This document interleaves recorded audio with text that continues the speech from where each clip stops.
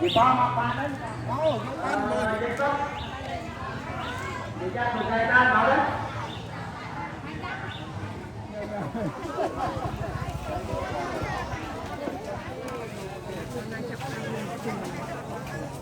Rồi mà ngon à.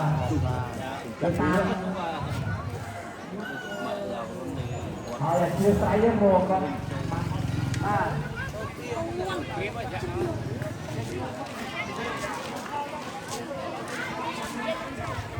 Đó là chuyện bỏ mùi hai món ba mùi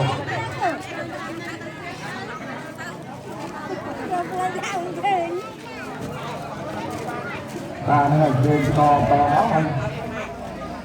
mà chua đó làm việc làm được gì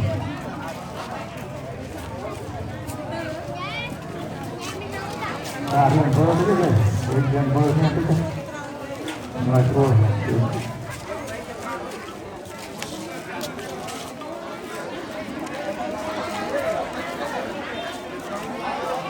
dia mau mencoba lagi kompetisi di mau dan benar berbeda kembali lagi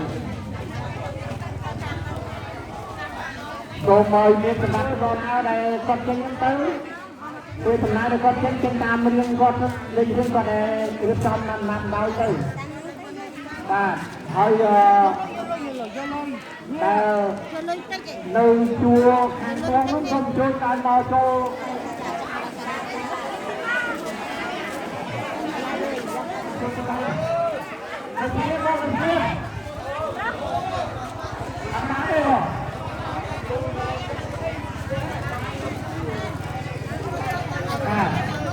nè ông con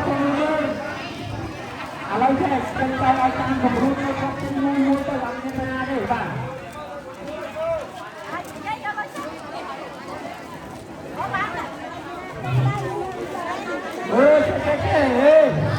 mơ thôi xong là ta phiên phiên cái này luôn ba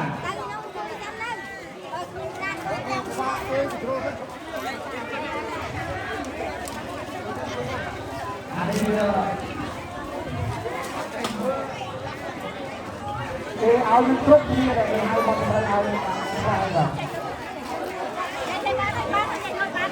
áo phải làm miếng bánh bằng anh thấy 100 của tôi lên đây này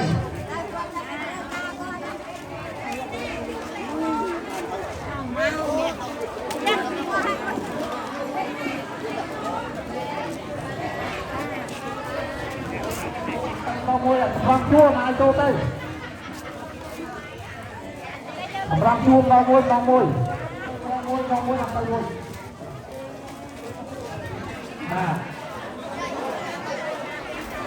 không có khó mà mình lên đây lên đây